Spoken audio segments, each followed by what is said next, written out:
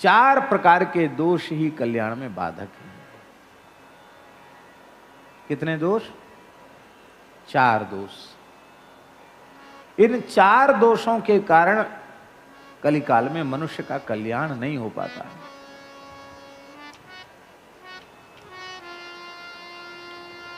मंदाः सुमंदमतयो मंदभाग्या युपद्रुताः। ये 4 दोष। मंदाः, पहला दोष है मंदाह माने अलसाह, आलसी। सबसे पहला दोष है आलसी। भोजन में बिल्कुल आलसी नहीं है, भजन में निद्रा में भी आलसी नहीं। नींद आएगी तो कहीं भी सो जाएंगे, मंदिर में खड़े खड़े सो जाएं, कथा में सो जाएं, लीला में सो जाएं, कोई बाधा नहीं। साधन में हर जगह परेशान, आलस।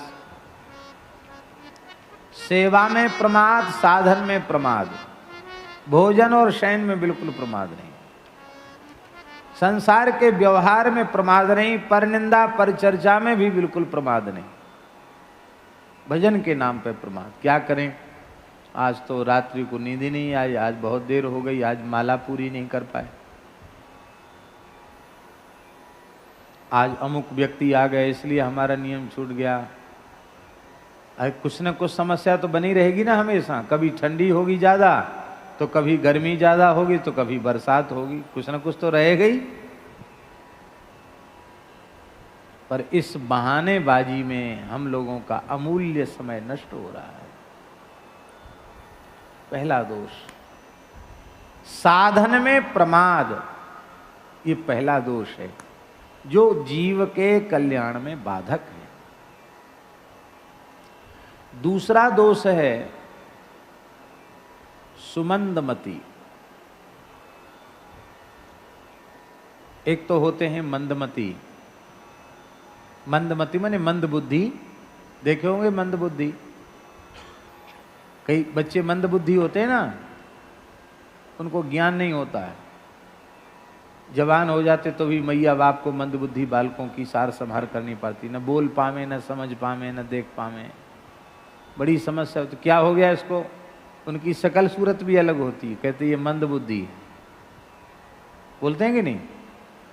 पर मंदमति मंद बुद्धि नहीं, सुमंदमति, ये दूसरा दोष है। बहुत चतुर चालाक है आदमी कलयुग का, बहुत पढ़ा लिखा, बहुत बुद्धिमान, अपने को बृहस्पति से कम नहीं समझता। हर आदमी अपने को पंडित समझता, विद्वान समझता है, और जो कुछ अच्छी उपदेश की बात आप उसे बता रहे हैं वो कहेगा तुम क्या बता रहे हो, गीता भागवत रामायण की बात तो हम पहले से जानते हैं।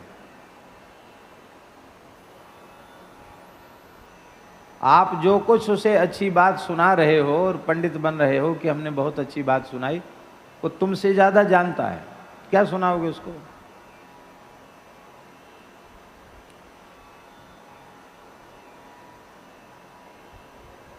आशय समझे नहीं समझे? आशय ये है कि समझदार होकर, जानकार होकर, चतुर होकर, बुद्धिमान होकर भी पागलों का सा अभिनय कर रहा है, पागलपने में जी रहा है। अच्छी बातें सुनकर कंठस्थ करके दूसरों को भी सुना देता है मौका पड़ने पर स्वयं उन्हें जीवन में उतार नहीं पाता।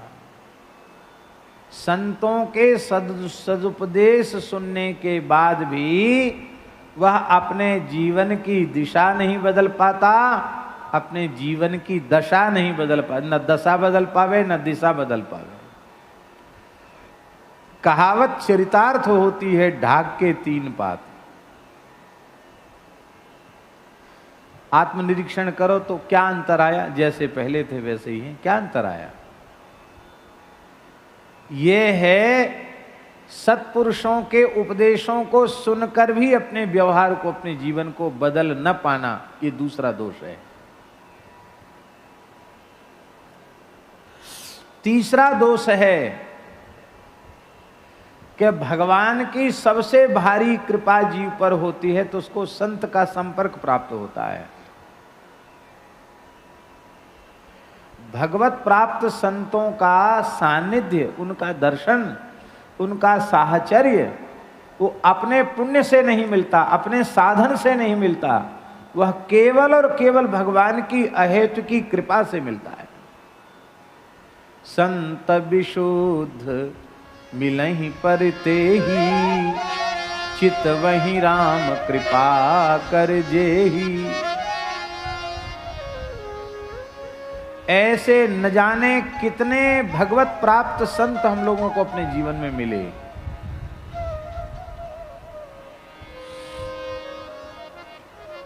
आपकी आप जाने, आप तो हमसे बहुत बड़े हैं हर प्रकार से। हमें अपने छोटे से जीवन में अनेक उच्च कोटि के महात्माओं का दर्शन हुआ है, जिनके प्रति हमारे अपने हृदय का ऐसा विश्वास है कि वे सामान्य कोटि के महापुरुष नहीं थे, वे सबके सब भगवत प्राप्त संत थे। जीवन में जिनकी चरण सन्निधि हमें सबसे पहले मिली, परम पूज्य स्वामी श्री शरणानंद सरस्वती जी महाराज, बरुआ सागर वाले स्वामी जी। परम पूज्य जगत गुरु शंकराचार्य श्री स्वामी ब्रह्मानंद सरस्वती जी के वे शिष्य थे। स्वामी श्री करपात्री जी के वे गुरु भाई थे। श्री अखंडानंद सरस्वती जी के खास गुरु भाई थे।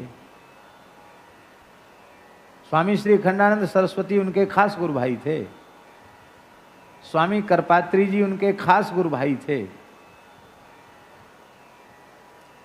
और ऐसे भगवत प्रेमी अनुरागी संत थे कि भगवान नाम श्रवण करते ही उनको अश्रु, कंप, पुलक आदि सभी सात्विक भाव जागृत हो जाते थे।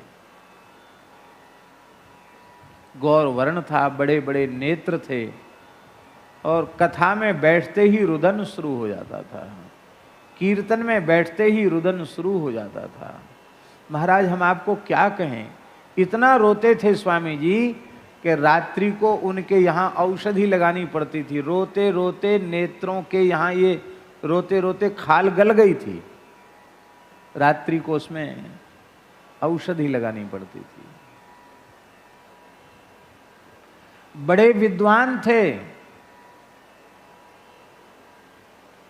अंग्रेजी शासन में उन्होंने, जब अंग्रेजों का शासन था, उस शासन में वे MBBS डॉक्टर हो गए थे। आप सोचो, उस जमाने में डॉक्टर थे। आज के हम अनुमान लगाते हैं लगभग 80 साल पहले की बात होगी। डॉक्टर का डिप्लोमा उन्होंने ले लिया था।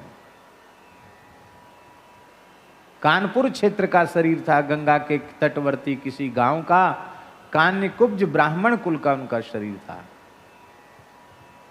और प्रयाग में कुंभ का अवसर था। अपने मित्र मंडली के साथ प्रयाग कुंभ देखने के लिए गए। जगत गुरु शंकराचार्य स्वामी ब्रह्मानंद जी महाराज बड़े उच्च कोटि के महापुरुष थे। उनके दर्शन की इच्छा भई। वहाँ जैसे ही गए तो वहाँ एक व्यक्ति जोर जोर से बोल रहा था कि भाई, जो लोग भारतीय वेशभूषा में हों, पवित्र हों, वे ही कृपया स्वामी जी को प्रणाम करने पंडाल में आवें, बाकी दूर से दर्शन करके ही चले जाएं। ये तो अंग्रेजी पढ़े लिखे थे, जनेऊ वगैरह तो सब था, ब्राह्मण उचित संस्कार तो थे, लेकिन पेंट पहने थे। बस इतनी सी बात से चित्त इतना ग्लानि में भर गया कि हमने ऐसी वेशभूषा धारण कर रखी है, हमने ऐसी विद्या पढ़ रखी है कि एक महान संत के में चरण स्पर्श नहीं कर सकता, निकट नहीं जा सकता। बस रोने लगे और वहां से गंगा त्रिवेणी संगम गए और संगम में जाके अपना थैला, अपने पैंट पतलून जो कुछ थे सब उतार के त्रिवेणी संगम में फेंक दिए और स्नान करके, ठंड का समय होता है, माघ का महीना था, स्नान करके उस ठंडे जल में त्रिवेणी के और ठिठुरते हुए, नवयुवक थे महाराज, एकदम नई अवस्था थी, वहाँ आ गए। तब तक स्वामी जी का दर्शन बंद हो चुका था। स्वामी जी झोपड़ी में रहते थे, ब्रह्मानंद जी महाराज।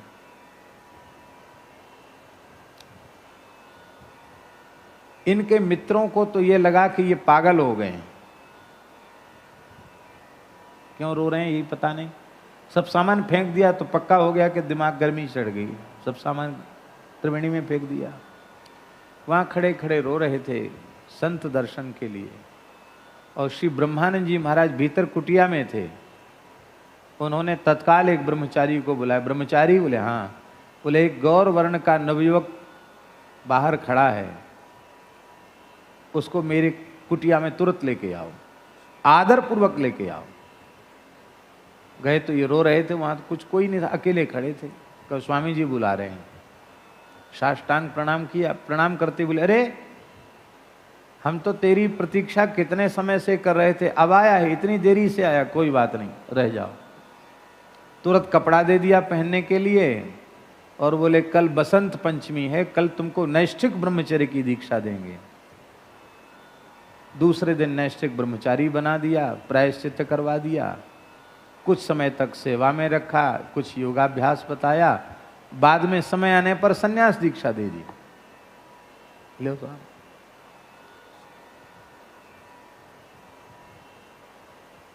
ऐसे प्रेमी संत थे कि भगवत साक्षात्कार उन्हें प्राप्त था,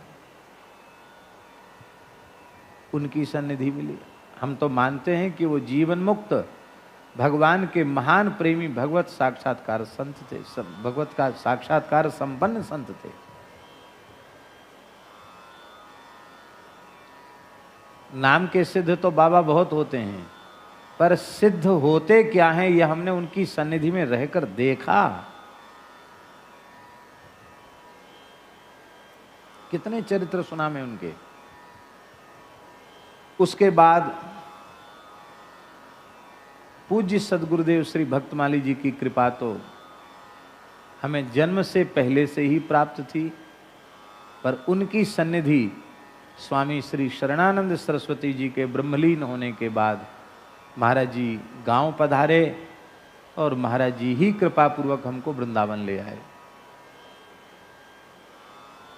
तो पूज्य भक्तमाली जी के संबंध में परम श्रद्धेय बक्सर वाले मामा जी का कहना था, ये बात है भैया जी,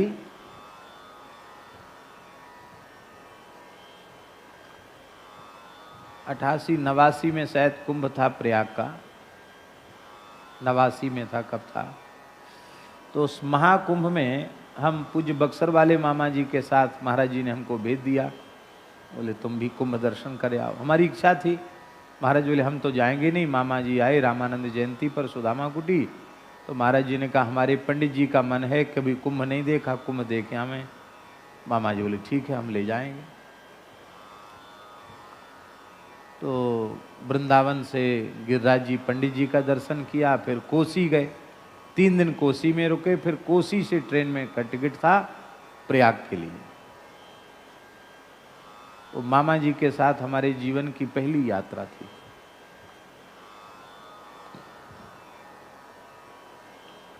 तो कोसी में किसी भगत के यहाँ पधरावनी थी, जा रहे थे, और मामा जी ने इतना ध्यान रखा हमारा, हम तो अवस्था छोटी थी, कि महाराज जी ने भेजा है तो अपने बिल्कुल निकट हमारा आसन रखते, हमेशा नजर रखते, भोजन के समय बगल में बिठाकर भोजन कराते, बहुत ध्यान रखते। कहीं जाना होता तो रिक्शा में अपने बगल में बिठा लेते। तो रिक्शा में बिठाकर, कोसी की बात है, हमसे बोले भैया एक बात कहें, अन्यथा तो नहीं लगे। नहीं महाराज जी कहिए। बोले सदगुरुदेव भगवान श्री भक्तमाली जी की सन्निधि छोड़कर कुंभ जाने की इच्छा तुम्हारे मन में क्यों उत्पन्न हुई? तुम सरकार की सन्निधि छोड़कर कुंभ में जाना चाहते हो, ये बात हमें तुम्हारी अच्छी नहीं लगी। हम तरसते हैं भक्तमाली जी के संग के लिए, थोड़ी देर का संग मिल जाता तो हम धन्य हो जाते, कृतार्थता का अनुभव करते हैं। और तुम्हें निरंतर उनके चरणों में रहने का अवसर मिल रहा है, और तुम्हारे मन में ये इच्छा क्यों उत्पन्न हुई कि हम कुंभ में जाएंगे? भैया महत्व समझो। कह के तो मामा जी रोने लगे।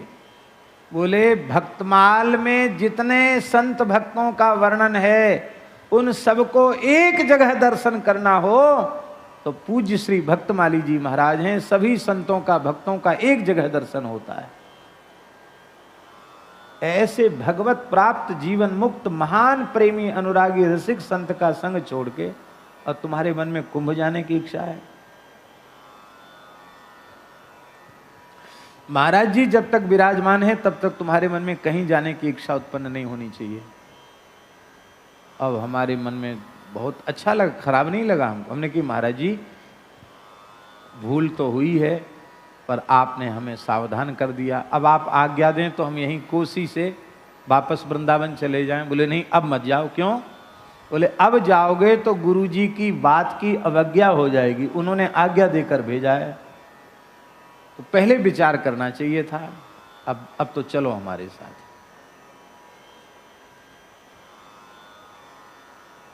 ऐसे संत महाराज जी की सन्निधि मिली अंतिम क्षण तक उनके, जब से दास पहुंचा उससे अंतिम क्षण तक। परम पूज्य पंडित श्री जगन्नाथ प्रसाद भक्तमाली जी महाराज, जिनको कितनी बार प्रिया प्रीतम का साक्षात दर्शन हुआ। पूज्य पंडित श्री गया प्रसाद जी महाराज गिरिराज जी वाले बाबा सरकार, उनका भी दर्शन हुआ। परम पूज्य बाबा श्री बालकृष्ण दास जी महाराज बिड़मृत कुंज वाले महाराज जी, ठाकुर जी का दर्शन, बाबा श्री ठाकुर दास जी का दर्शन, परम श्रद्धेय श्री बक्सर वाले मामा जी, ये सामान्य महापुरुष थे। जो रागानुगा भक्ति अतिशय दुर्लभ है, भगवान से रागात्मक संबंध हो जाना। हम किशोरी जी के सबसे छोटे भैया हैं और वे मेरी जीजी हैं, ऐसा भाव जिनको सिद्ध हो और उस सिद्ध भाव की अनुभूति किशोरी जी पद पद पर कराती हों, ऐसे पूज्य बक्सर वाले मामा जी का खूब स्नेह मिला, खूब दर्शन मिला। पूज्य स्वामी श्री रामहर्षण दास जी महाराज का दर्शन मिला, कैसे प्रेम में डूबे हुए संत थे। श्री संपूर्णानंद जी महाराज का दर्शन मिला। कितने संतों का हम आपको बतावें जिनका दर्शन करके हमको लगा कि ये भगवत प्राप्त महापुरुष हैं।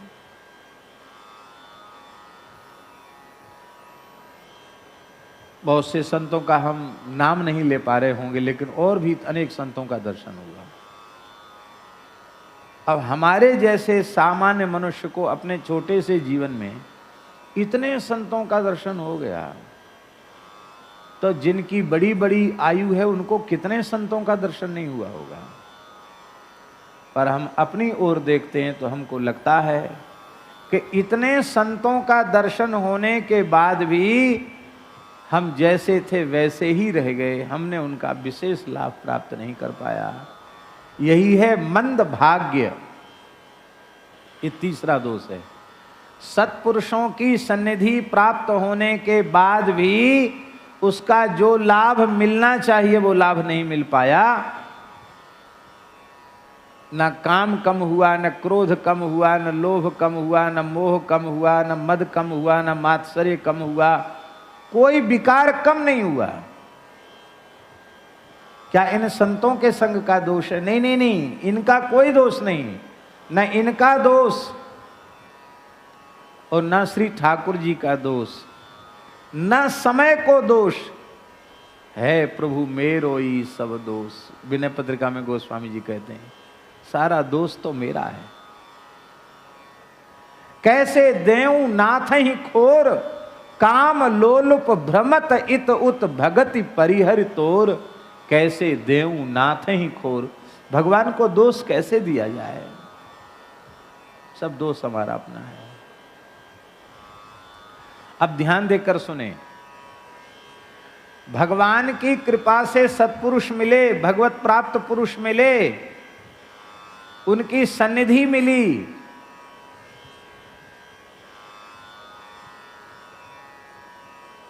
लाभ नहीं ले पाए।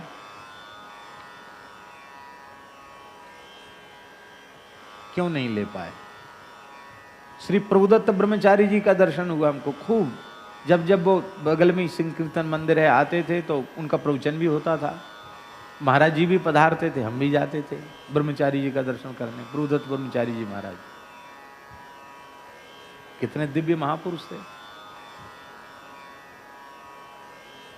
श्री हरि बाबा उड़िया बाबा का तो दर्शन हमको हुआ नहीं, नाम लेकिन इनका भी सुना।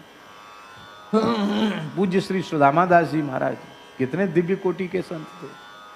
पूज्य श्री चंद्रशेखर बाबा, कितने संतों का नाम ले हम। संतों की सन्निधि, भैया जी बहुत ऊंची बात कह रहे हैं, संतों की सन्निधि मिलने के बाद भी हमें लाभ इसलिए नहीं मिलता कि संतों के संग करने में हमें कुछ सावधानियां रखनी चाहिए। वो सावधानियां हम नहीं रख पाते हैं।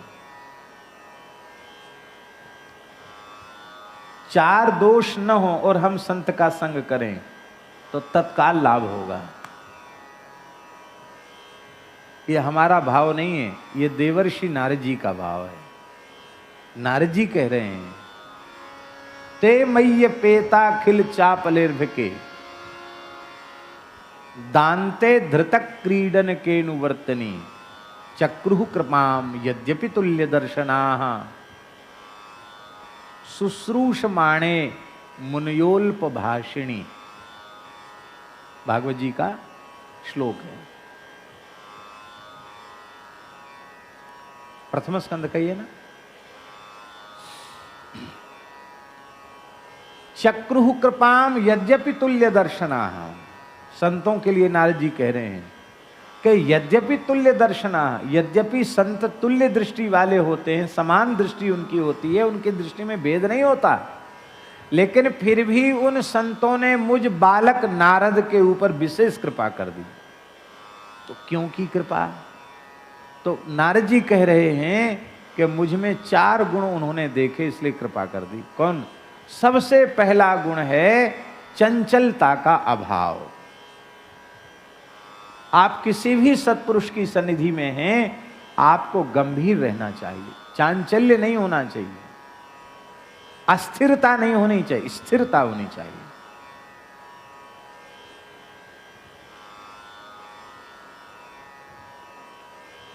महात्माओं का संग छोड़ के लोग कहते हैं हम तपस्या करेंगे, अनुष्ठान करें। भले आदमी, संपूर्ण साधनों को निष्काम भाव से किए जाने का फल तो है भगवत दर्शन, और भगवत दर्शन का फल है संत दर्शन। और ऐसे संत मिले हुए हैं, तुम तपस्या करने जा रहे हो, उनकी सन्निधि छोड़ के तुम्हारा जाने का मन करता क्यों है? सन्निधि नहीं में नहीं रहना चाहते। चंचलता पहला दोष। तो संत का लाभ लेना है तो पहला गुण होना चाहिए चंचलता का अभाव, गांभीर्य। दूसरा गुण है दांत। दांत माने जितेंद्रियता। जितेंद्रियता का अर्थ है विवेक पूर्वक अपनी इंद्रियों से पदार्थों को ग्रहण करना, ये जितेंद्रियता है। जितेंद्रियता माने ये नहीं कि हम देखें सुने बोले, नहीं, सब कुछ करें पर विवेक पूर्वक। जो देखना चाहिए वो देखें, जो सुनना चाहिए जो सुने, जो करना चाहिए जो करें। मर्यादित इंद्रियों से विषय को ग्रहण करें, ये है जितेंद्रियता। ये कितने? चंचलता का अभाव। दूसरा गुण है जितेंद्रियता। अजितेंद्रिय व्यक्ति को भी संत की सन्निधि का लाभ नहीं मिलता। और जितेंद्रियता का प्रमाण क्या है? बहुत ध्यान से सुने। जितेंद्रियता है केवल इसको जीत लेना, इसको।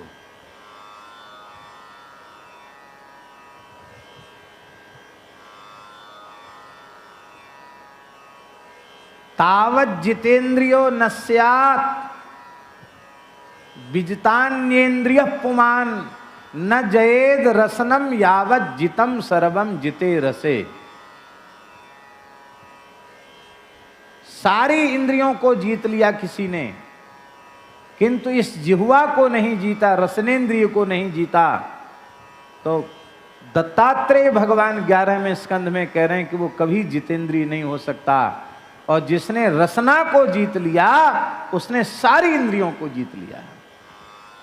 रसना को जीतना है, व्यर्थ की बकवाद न करना। रसना को जीतना है, खट्टे मीठे चटपटे पदार्थों को खाने की ललक न होना। जो भगवत प्रसाद मिल जाए, बिना कामना के, बिना संकल्प के, भगवान की कृपा से रूखा सूखा जो मिल जाए प्रेम से खा ले। जड़ भरत जी के सामने हलवा पूड़ी कचौड़ी रख दो तो उनको प्रसन्नता नहीं होती थी कि वाह आज तो तरमाल आ गए। और भैया जी उनकी भौजाइयाँ भाभियाँ उनको जला हुआ भात, सड़ा हुआ भात, और तो और चोकर, चोकर जानते हैं, भूसी, वो भूसी रख देती थाली में भर के, तो भूसी को भी उसी प्रेम से खा जाते जैसे कोई घी बूरा खा रहा हो। इसको कहते हैं जितेंद्रियता। समझे बाबूजी? कि बढ़िया साग तो चाहिए, चटनी तो चाहिए, गरम गरम फल का, ये नहीं, गड्ढा भरना है, गड्ढा भरना है, इस क्षुधा कुकुरी को टुकड़ा देना है, वो भी जो मिल जाए।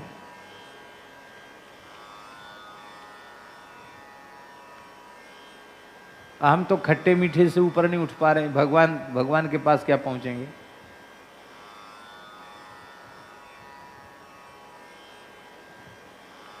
सबसे दुष्ट इंद्रिय है ये।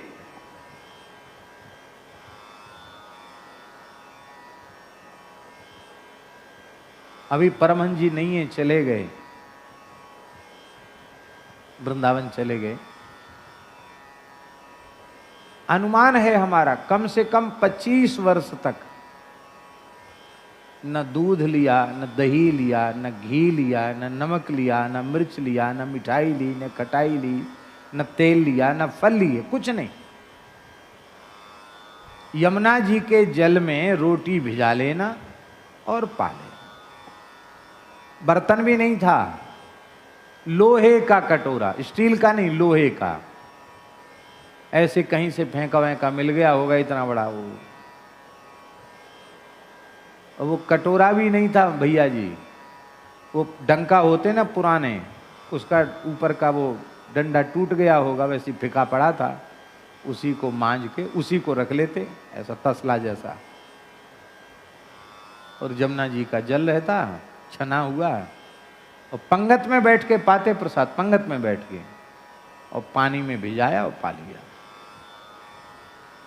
रोटी होती तब तो रोटी बनाते नहीं, मिल जाती थी रोटी, पानी उनके साथ रहते ही था। और जब पक्का भंडारा होता, खीर मालपुआ लड्डू कचौड़ी की रसोई होती, उस समय कुठारी से थोड़ा आटा मांग लेते, टिक्कड़ बना लेते, और बनाकर पाते वहीं पंगत में बैठ के पाते। बगल में आमने सामने सब साधु खीर मालपुआ उड़ा रहे हैं, और वो उनके बीच में बैठकर पानी में भिजाकर रोटी खाते। एक दिन दो दिन नहीं रुंगटा जी, कम से कम 25 साल।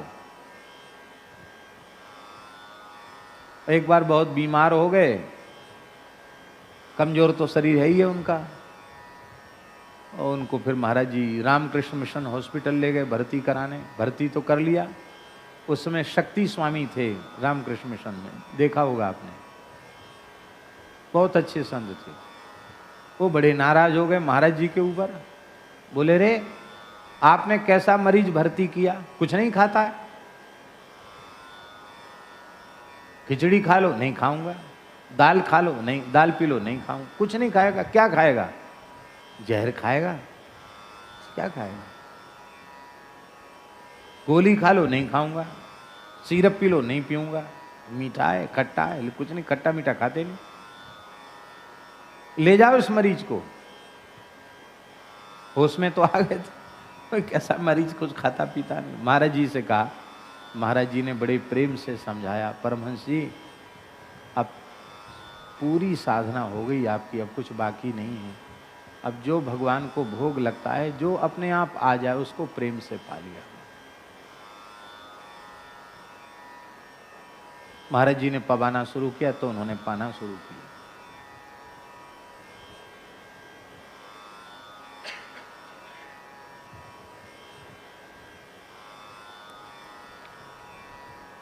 आज भी कैसी अवस्था है उनकी।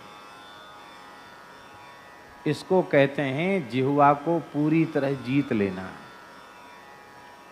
जितेंद्रियता। कितने हो गए गुण? कितने हो गए?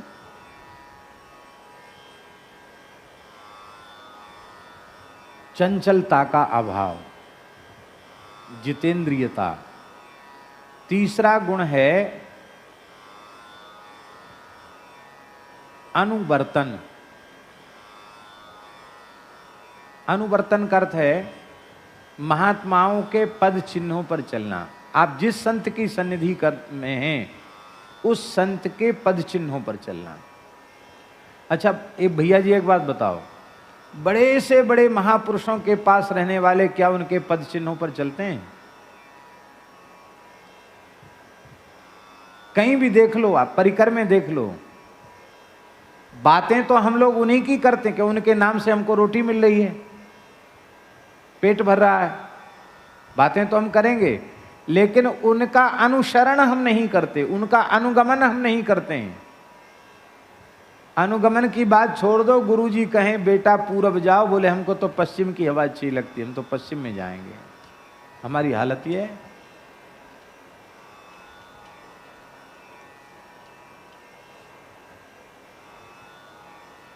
चौथा गुण अल्प भाषण। जिस किसी भी महापुरुष की आप सन्निधि में हैं उनसे जितना आवश्यक समझो, अत्यंत आवश्यक समझो, उतना बोलो, क्योंकि अधिक बोलने में कभी न कभी उनकी अवज्ञा हो ही जाएगी, अमर्यादा हो जाएगी, अवज्ञा हो जाएगी। अल्प भाषण का मतलब ये नहीं कि वो कुछ पूछें तो गुम सुम रह जाओ, ऐसा नहीं है। तो अब बताओ गुरु कौन भयो, चेला कौन भयो? कहने को तो हम शिष्य हैं पर हम ही गुरु बन बैठते हैं। अल्प भाषण, बहुत बोलने से भी अवज्ञा हो जाती है। तो यदि हम संतों का लाभ लेना चाहते हैं तो गंभीरता, जितेंद्रियता, अनुवर्तन और अल्प भाषण, ये चार गुण यदि हमारे जीवन में आ जाएंगे तो किसी भी साधु का संग करोगे आपको उसका पूरा लाभ मिलेगा। ये है मंद भाग्य, तीसरा दोष है। और चौथा दोष है प्रपंची स्वभाव, उपद्रवग्रस्त जीवन। इतने उपद्रव हमने पाल रखे हैं कि वो हटाए नहीं हटते हैं। आत्मबल बहुत गिर गया है, उनको हम छोड़ ही नहीं पाते। भैया जी उपद्रव की परिभाषा क्या है? बहुत लंबी चौड़ी परिभाषा नहीं है। भगवान की सेवा में, भगवान के भजन में जो भी बाधक है वो उपद्रव है। जो भी बाधक है वो उपद्रव है, उसका त्याग कर दो। तजिए ताहि कोट वैरी सम जद्य परम स्नेही। त्याग दो, उसको छोड़ दो। पर हम नहीं छोड़ पाते हैं। काम न छोड़ा, क्रोध न छोड़ा, सत्य वचन क्यों छोड़ दिया, तूने नाम जपन क्यों छोड़ दिया। क्या करें? श्री संत कबीरदास जी का एक पद है,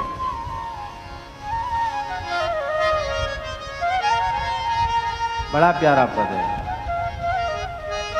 जय जय श्री राधे, जय जय श्री राधे। बाबू, कबीर जी का पद है, बाबू ऐसो है संसार तिहारो, बाबू ऐसो है संसार तिहारो, है यह कली व्यवहारा, है यह कली व्यवहारा। बाबू ऐसो है संसार तिहारो, है यह कली व्यवहारा, है यह कली व्यवहारा।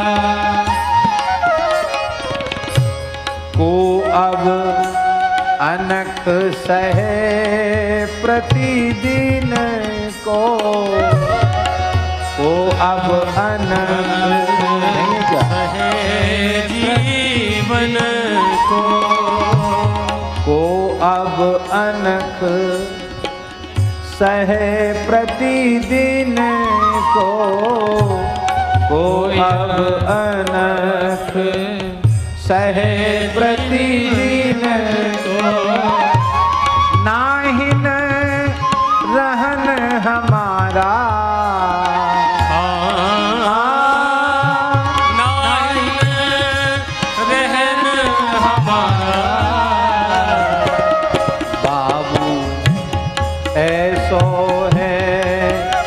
संसार तिहारो, है यह कली व्यवहारा, है यह कली व्यवहारा। सुमति स्वभाव सबे कोई जाने,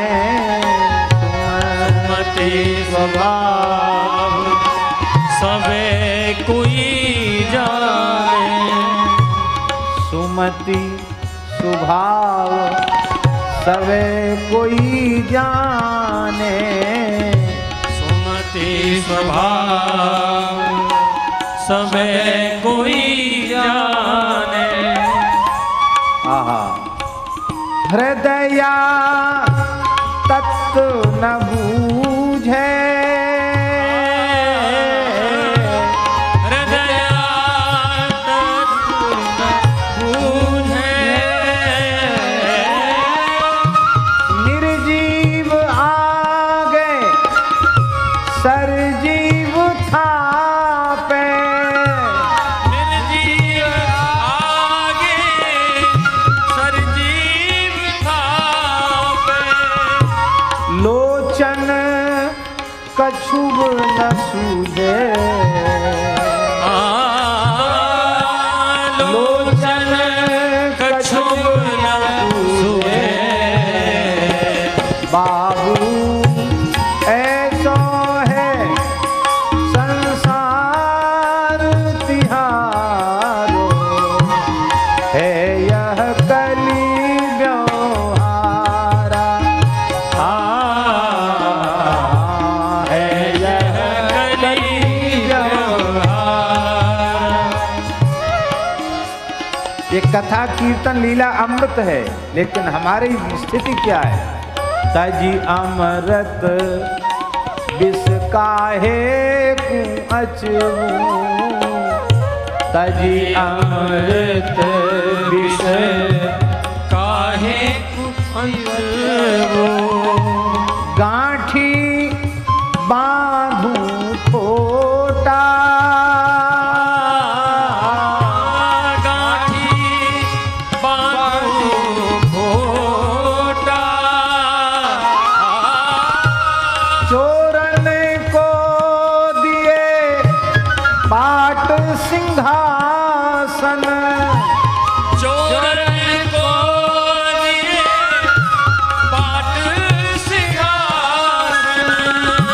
हृदय रूपी सिंहासन पर काम क्रोध चोर सब लुटेरे हैं, उनको बिठा रखा है। साहु ही कीनी ओटा, साहु ही कीनी ओटा,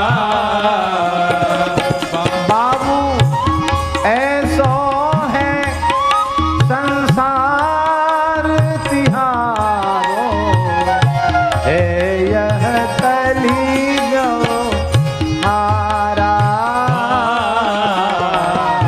है यह कली व्यवहार। कह कबीर झूठो मिली झूठा, कह कबीर झूठो मिली झूठा, ठग ही ठग व्यवहारा, ठग ही ठग सब एक दूसरे को ठगने में लगे। तीन लोक भरपूर रह्यो है, तीन लोक भरपूर रह्यो है, नाही है पतियारा, नाही है पतियारा,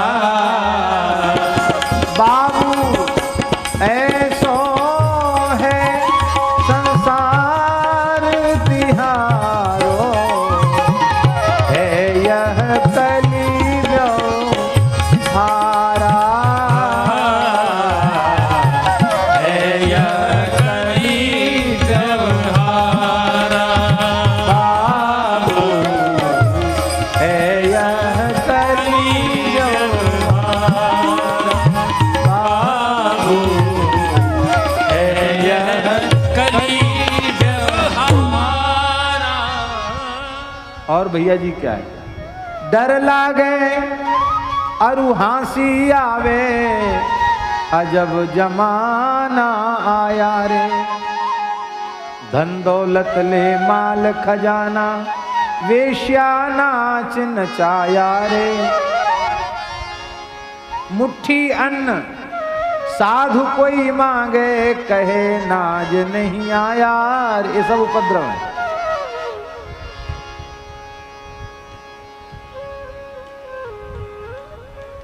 कथा होए तह श्रोता सोवे, कबीर जी का पद है। वक्ता मूड पचाया रे, जहां होए जहां कहीं स्वांग तमाशा, तनिक न नींद सताया रे, डर लागे अरु हंसी आवे, अजब जमाना आया। और सुन लीजिए, इतना जप करेंगे, इतना पाठ करेंगे, इतनी सेवा करेंगे, ये नियम तो नहीं लिया महाराज जी। क्या नियम लिया? बिना तमाकू खाए डोल डाल नहीं जाएंगे। भंग, तमाकू, सुल्फा, गांजा, सूखा खूब उड़ाया रे, गुरु चरणामृत नेम न धारे, मधुआ चाखन आया रे। संत सदगुरु का चरणामृत लिए बिना पानी भी नहीं पिएंगे, ये नियम नहीं लिया, व्यसन को पाल लिया। उल्टी चाल चली दुनिया में, ताते जी घबराया रे। तब क्या करें? बोले सब प्रपंच छोड़ो, उपद्रव छोड़ो, भजन में लग जाओ। नहीं तो कहत कबीर सुनो भाई साधो, का पाछे पछताया रे, का पाछे पछताया रे, डर लागे अरु हंसी आवे, अजब जमाना आया रे।